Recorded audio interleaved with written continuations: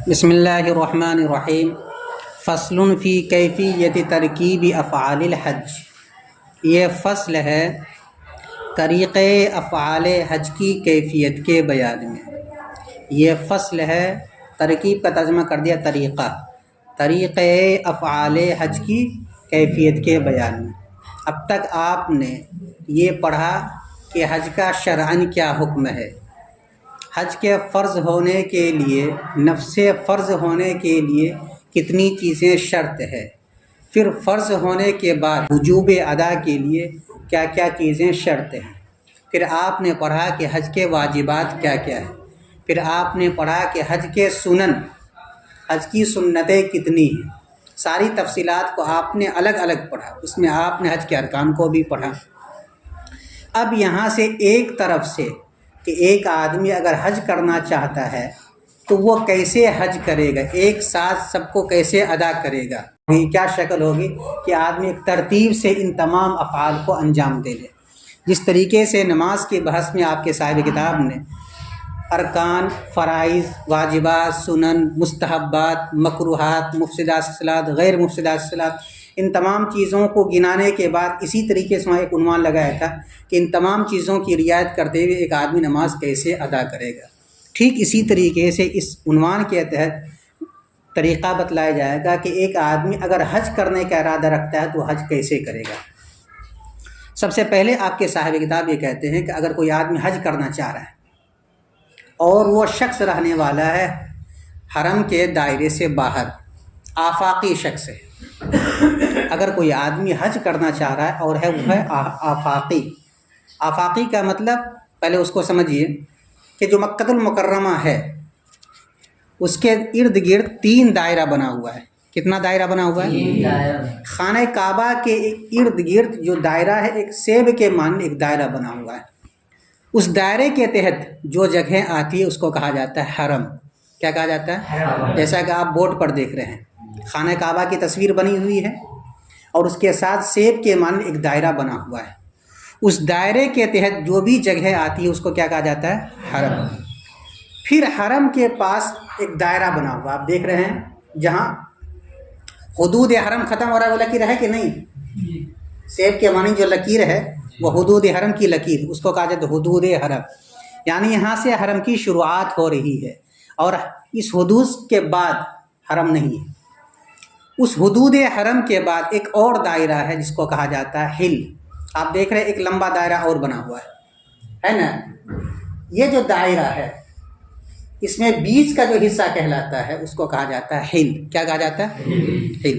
حل میں رہنے والے کو حلی کہا جاتا ہے یا اہل حل کہا جاتا ہے۔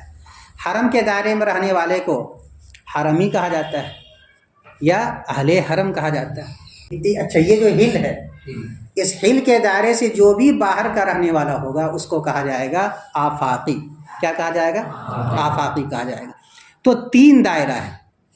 خانہ کعبہ کے ایک مسجد کا دائرہ ہے جس کو مسجد حرام کہا جاتا ہے، اس دائرے سے تھوڑا سا آگے بڑھیے تو سیب کے مانند ایک دائرہ بنا ہوا ہے، دائرہ کے ایک حدود ہے جس کو کہا جاتا ہے حرم۔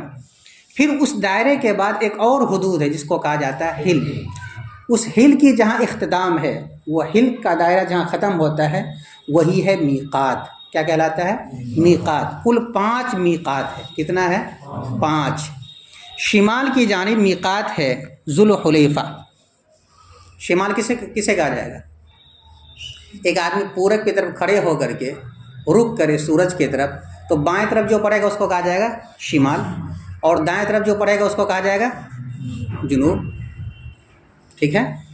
اور جدھر سورج ڈوبتا ہے اس کو کہا جائے گا مغرب، اور جس سے سورج نکلتا ہے اس کو کہا جاتا ہے مشرق، لیکن عام طور پر لکھا جاتا ہے شمال، جنوب، مشرق اور مغرب۔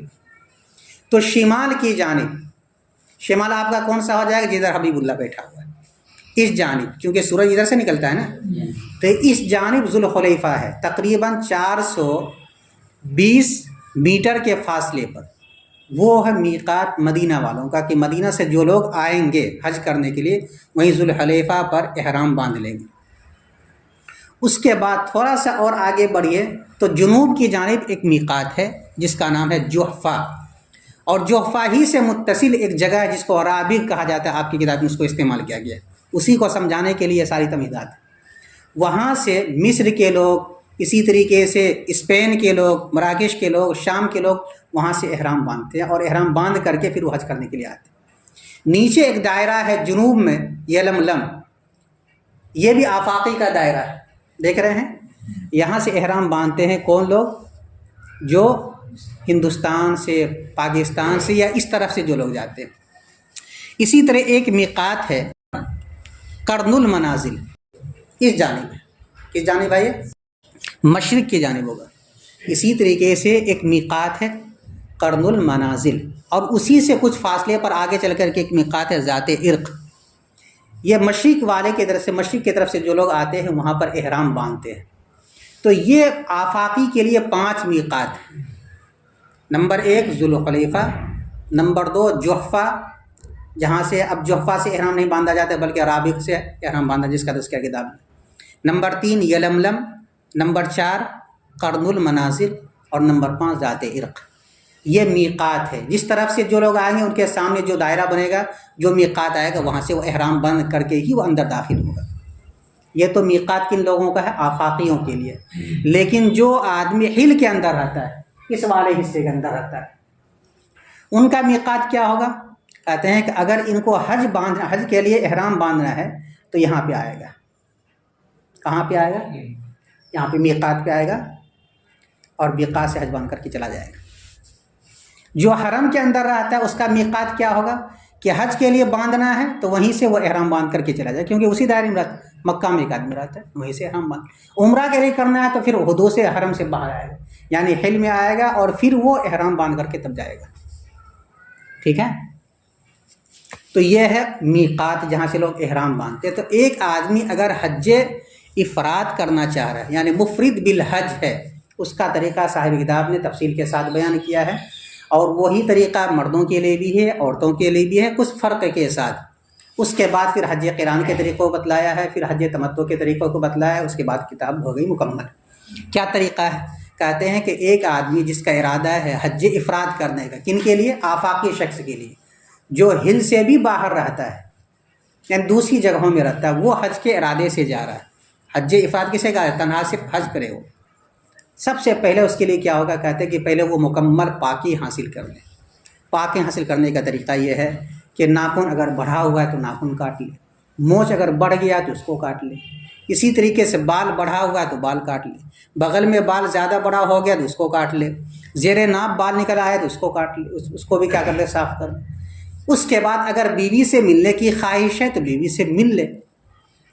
اب اس کے بعد جا کر کے وہ غسل کرے، غسل کر لے اگر غسل کر سکتا ہے، اور غسل کرنا اس کے لیے نقصان دہ نہیں۔ یا اسی طریقے سے عورت احرام باندھنا چاہ رہی ہے جو آفاقی ہے، تو اس کے لیے بھی یہ ناخن کاٹ لے، بال کیا کہتے ہیں زیر ناف بال ہے تو اس کو صاف کر لے، بغل کے بال کو ختم یہ کر لے، صاف کر لے۔ اسی طریقے سے اور کیا کہتے ہیں، اس کو اگر شوہر سے ملنے کی خواہش ہے تو مل لے۔ اب اس کے بعد جا کر کے وہ غسل کرے۔ اور اگر مثال کے طور پر وہ حالت حیض میں ہے، لیکن اگر وہ حالت حیض میں ہے یا حالت نفاس میں تو مل تو نہیں سکتی ہے، تو اس حالت میں وہ کیا کرے؟ تب بھی وہ غسل کر لے، اگر غسل کرنا اس کے لیے مضر نہیں ہے۔ یا ان میں سے کسی کے لیے اگر غسل کرنا مضر ہے تو غسل نہ کرے بلکہ وضو کر لے۔ لیکن اگر مضر نہیں کسی کے لیے تو بہتر طریقہ یہ ہے کہ ان سب چیزوں کو صاف کرنے کے بعد وہ غسل کر لے۔ غسل نہیں کر سکتا ہے تو وضو کر لے، اور وضو کرنے کے بعد 2 نئی چادر جو سفید قسم کی ہو، ایک چادر اور ایک ازار، وہ پہن لے۔ مردوں کے لیے کیا کہتے ہیں؟ احرام ہے یہ۔ عورت سلا ہوا کپڑا پہن سکتی ہے۔ مرد کے لیے ضابطہ یہ ہے کہ وہ سلا ہوا کپڑا نہیں پہن سکتا ہے، لنگی کی طرح ایک چادر کو لپیٹ لے، اور ایک چادر کا وہ اپنے کندھے پر ڈال کر کے لپیٹ لے، جس کو ایزار کہا جاتا ہے۔ ایک ایزار کہا جاتا ہے اور ایک کو ریدا کہا جاتا ہے۔ یہ اوڑھ لے، اوڑھنے کے بعد 2 رکعت نماز ادا کرے۔ نماز ادا کرنے کے بعد وہ ایک مرتبہ تکبیر کہے، نیت کرتے ہوئے نیت کرے، اللہم انی نویت الحج فیسرہ لی وتقبلہ منی، یہ نیت کرے، اور اس کے بعد تلبیہ ایک مرتبہ کہنا، یہ شرط ہے۔ لبیک اللہم لبیک، لبیک کا ترجمہ حاضر ہوں، اے اللہ میں حاضر ہوں۔ لبیک لا شریک لک لبیک، حاضر ہوں، آپ کا کوئی شریک نہیں، میں حاضر ہوں۔ ان الحمد والنعمت لک، تمام تعریفیں اور تمام نعمتیں، ساری نعمتیں اور بادشاہت آپ ہی کے لیے ہے، لا شریک لک، آپ کا کوئی بھی شریک نہیں۔ اتنا کلمات کا کہنا ضروری ہے، یہ کہہ لے۔ کہنے کے بعد اب وہ احرام میں آ گیا، اب وہاں سے وہ روانہ ہوگا کہاں کے لیے؟ مکۃ المکرمہ کے لیے۔ اب یہ حج کے ایام شروع نہیں ہوئے ہیں، یہ پہلے احرام باندھ کر کے جا رہا ہے، اور جانے کے بعد اب وہی طریقہ، جب مکہ کے قریب پہنچے تو بہتر یہ ہے کہ وہ غسل کر لے اور باب معلیٰ کی جانب سے داخل ہو، اور اس دوران راستے میں کیا کرنا ہے؟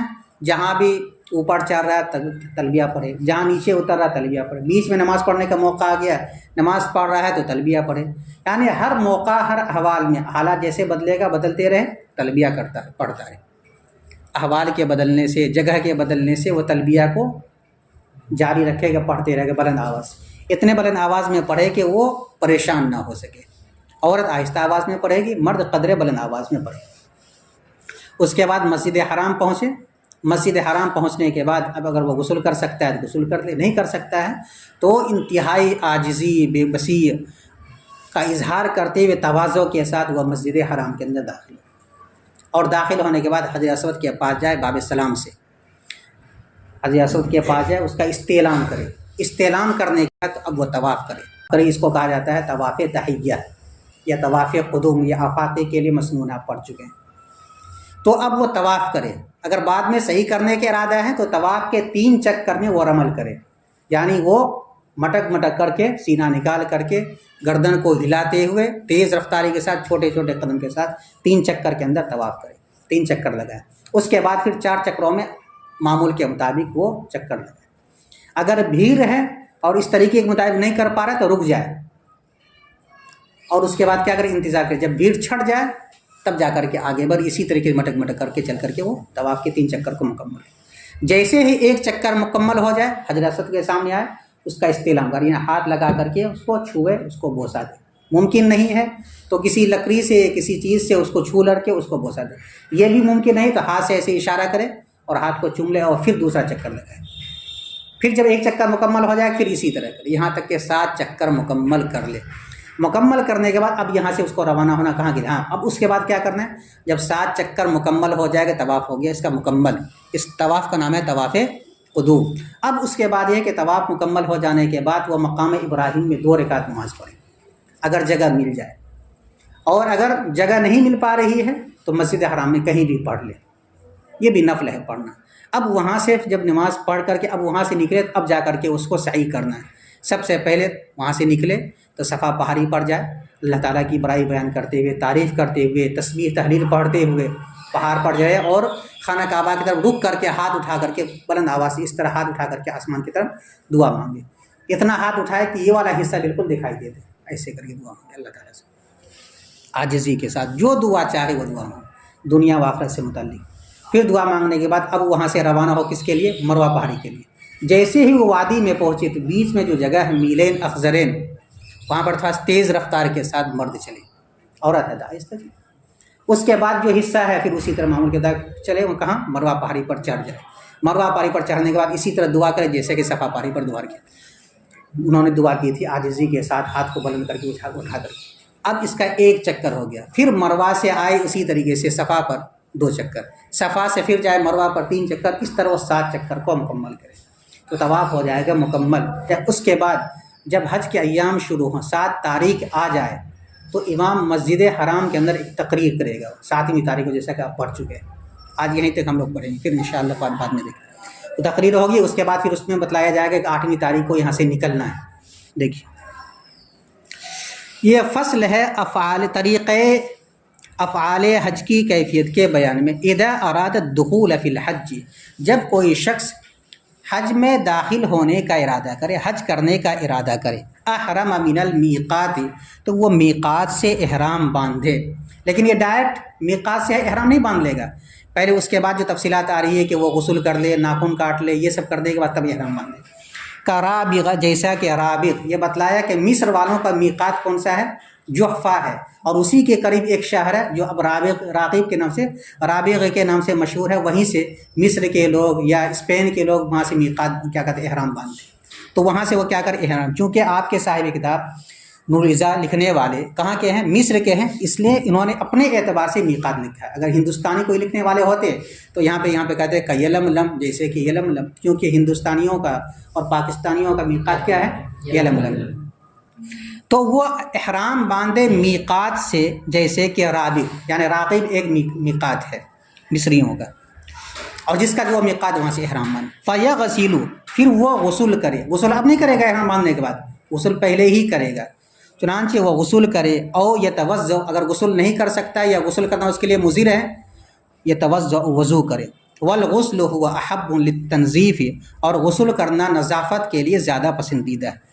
فتغتسل المرأة الحائض والنفساء، حیض والی عورت اور نفاس والی عورت بھی غسل کرے، ان لم یضرها، اگر اس عورت کے لیے یہ غسل کرنا مضر نہ ہو، اگر مضر ہے تو پھر اس صورت میں وہ کیا کر لے؟ وضو کر لے۔ کہتے ہیں وَيَسْتَحِبُّ كَمَالُ النَّظَافَةِ، اور مکمل پاکی حاصل کرنا مستحب ہے، کیسے؟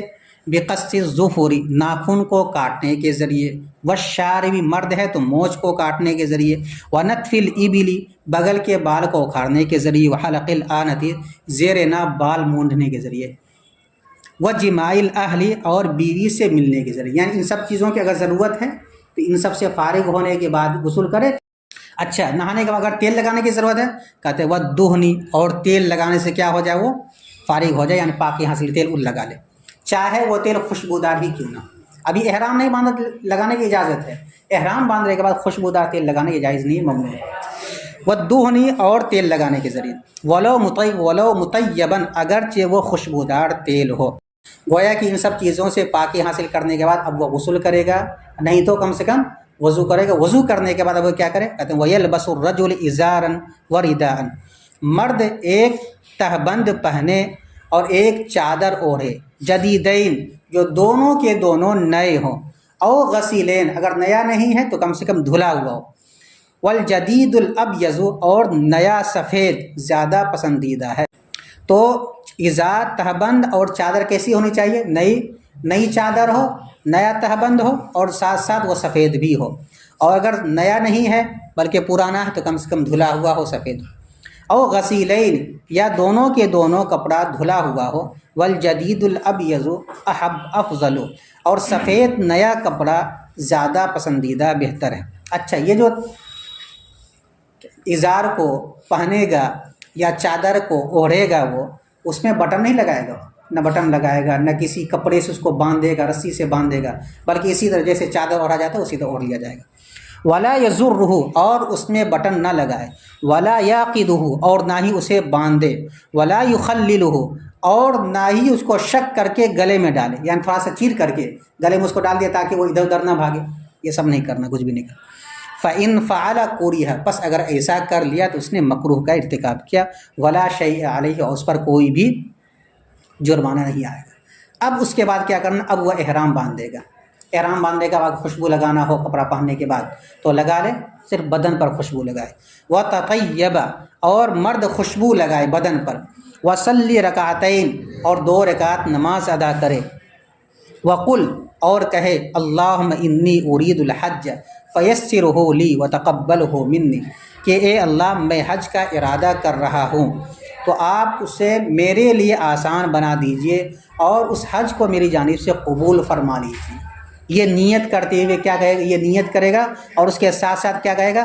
وَلَبِّی دُبُرَ كُلِّ صَلَاةٍ، اور تم اپنی نماز کے بعد تلبیہ کہو، تنوی بِهَا الْحَجَّ، اس تلبیہ کے ذریعے حج کی نیت کرتے ہوئے تلبیہ کہے گا، اس کے ساتھ ساتھ یہی نیت کرے گا جو ابھی بتلائے گا، اللہم انی ارید الحج فیسرہ لی وتقبلہ منی۔ تلبیہ کی کلمات کیا ہے اس کو بتلایا گیا، وَهِيَ لَبَّیک اللہم لبیک لا شریک لک لبیک، وَهِيَ لبیک اللہم لبیک لا شریک لک لبیک ان الحمد والنعمت والملک لک لا شریک لک۔ 4 جملے ہیں، چاروں کا ترجمہ، لبیک کا ترجمہ میں حاضر ہوں، اللہم اے اللہ میں حاضر ہوں، حاضر ہوں اے اللہ میں حاضر ہوں، لبیک لا شریک لک لبیک، یہاں پر ایک تو لبیک چھوٹ گیا بیچ میں، ٹھیک ہے، اس کو بڑھا لینا ہے، لبیک لا شریک لک لبیک، میں حاضر ہوں، آپ کا کوئی شریک نہیں، میں حاضر ہوں۔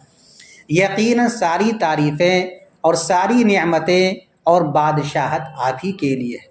لا شریک لک، آپ کا کوئی بھی شریک نہیں ہے۔ تو ایک جملہ بڑھا لینا ہے، لبیک اللہم لبیک، لبیک لا شریک لک لبیک، ٹھیک ہے۔ اس کے بعد ان الحمد والنعمت والملک لک لا شریک لک۔ کہتے ہیں کہ لا تنقص من هذه الالفاظ شیئا، ان الفاظ میں سے کچھ بھی کم نہ کرے۔ جتنا جملہ بھی بتلائے گا کم سے کم اتنا تو پڑھے ہی تلبیہ کا، لیکن اگر اضافہ کر لے تو اور زیادہ بہتر۔ وزید فیہا، اور اضافہ کرو اس کے اندر، کیا؟ لبیک و سعدیک، والخیر کلہ بیدیک، اور ساری بھلائیاں آپ ہی کے قبض قدرت میں ہے۔ لبیک میں حاضر ہوں، والرغب الیک، والزیادۃ سنت، اور اضافہ کرنا یہ کیا ہے؟ سنت ہے۔ اگر یہ اضافہ نہیں بھی کرے گا تو کم سے کم وہ مقبل والا جملہ پڑھ لے۔ اچھا، اب کیا کرنا؟ اب یہ احرام باندھ چکا ہے، اب کیا کرے گا؟ فَإِذَا لَبَّيْتَ نَاوِيًا فَقَدْ أَحْرَمْتَ، جب آپ نے احرام باندھ لیا نیت کرتے ہوئے، جب آپ نے تلبیہ کہہ لیا نیت کرتے ہوئے، فقد احرمت، تو آپ نے احرام باندھ لیا، یعنی اب آپ محرم بن گئے۔ آپ محرم بن گئے، اب سب سے پہلا کام کیا کرنا ہے؟ جو ممنوعات احرام میں سے اس سے بچنا ہے۔ آپ کے صاحب کتاب نے تقریباً 10-11 چیزوں کا تذکرہ کیا، اس سے بھی بچنا ہے، اس سے بھی بچنا ہے، اس سے بھی بچنا ہے۔ کیا کیا چیزیں ہیں؟ کہتے ہیں کہ فَاتَّقِ الرَّفَثَ، تو تم اب بچو بے حیائی کی باتوں سے، رفث سے بچو۔ رفث کی تفسیر کیا کہتے ہیں؟ وَهُوَ الْجِمَاعُ، اور وہ ہم بستری کرنا، یعنی اب احرام کے بعد ہم بستری نہیں کر سکتے بیوی سے۔ وقیل ذکرہ بحضرت النساء، اور کہا گیا ہے کہ عورت کے سامنے جماع کا تذکرہ کرنا، یعنی صحبت سے متعلق یا جماع سے متعلق چیزوں کا تذکرہ کرنا، یہ کیا؟ رفث کہلاتا ہے۔ والکلام الفحش، اور فحش کلام سے بچنا، ایک تو یہ ہے رفث۔ والفسوق، اور فسوق سے بچنا، معصیت سے بچنا۔ والمعاصی، فسوق اور معاصی بیچ میں واو نہیں ہے بعض نسخوں کے اندر، اور معصیت سے بچنا۔ والجدال، اور جھگڑا سے بچنا۔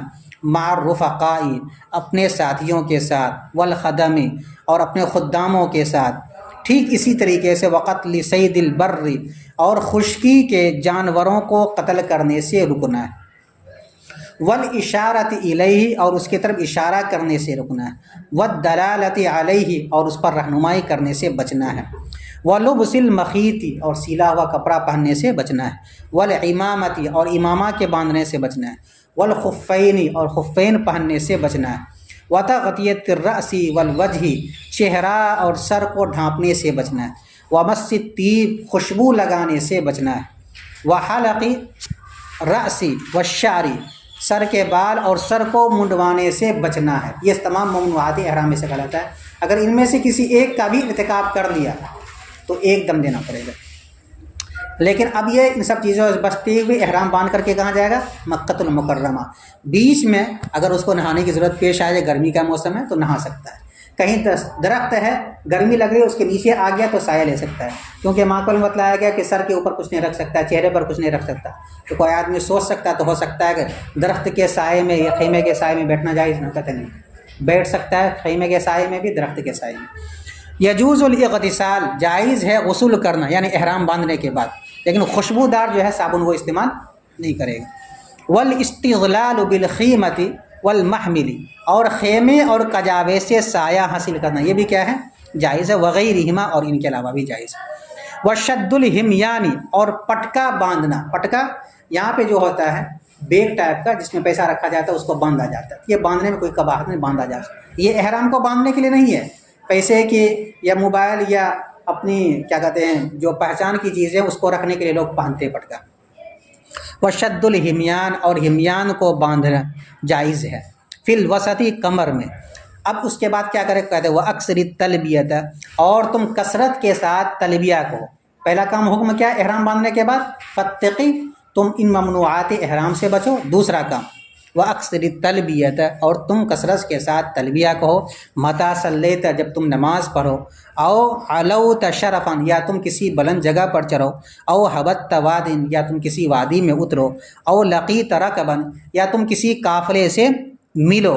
وبالاسحار، اور صبح کے وقت میں۔ رافعا صوتک بلا جہد مضر، اپنی آواز کو بلند کرتے ہوئے بے غیر نقصان دینے والے مشقت کے، یعنی اتنا آواز بلند کرے کہ اس کو پریشانی نہ ہو۔ وَإِذَا وَصَلْتَ إِلَى مَكَّةَ، اور جب تم مکۃ المکرمہ پہنچ جاؤ، یستحب ان تغتسل، تو مناسب یہ ہے کہ تم غسل کر لو، وتدخل من باب المعلی، اور تم باب معلی سے، یہاں اس سے پہلے آیا تھا باب معلی، دونوں ایک ہی چیز ہے، تو تم باب معلی سے داخل ہو مکۃ المکرمہ، لتکون مستقبلا فی دخولک باب البیت الشریف، تاکہ تمہارا رخ داخل ہونے میں بیت اللہ شریف کے دروازے کی طرف ہو، تعظیماً، اس کے عظمت کا خیال کرتے ہوئے۔ اسی طریقے سے وَيُسْتَحَبُّ أَن تَكُونَ مُلَبِّيًا فِي دُخُولِكَ، اور مستحب یہ ہے کہ تم مکۃ المکرمہ میں داخل ہو تلبیہ کہتے ہوئے، حتیٰ تأتی باب السلام، یہاں تک کہ تم باب السلام تک پہنچ جاؤ۔ ایک دروازہ ہے مسجد حرام کے اطراف میں، بہت سارا دروازے کا نام مسجد باب السلام، تو وہ جو آئے گا اس طرف سے باب معلی سے مسجد باب السلام دیتے ہوئے اندر داخل ہو حرم کے اندر۔ اور مستحب یہ ہے کہ تم تلبیہ کہتے رہو اپنے داخل ہونے میں، یہاں تک کہ تم باب السلام تک پہنچ جاؤ۔ بس یہ فصل ہے طریقے افعال حج کی کیفیت کے بیان میں۔ جب حج کا ارادہ کرے تو احرام باندھے میقات سے، جیسا کہ راغب نامی جگہ، یہ ایک میقات کا نام، چنانچہ وہ غسل کرے یا وضو کرے، اور غسل کرنا یہ پاکی حاصل کرنے کے لیے زیادہ بہتر ہے۔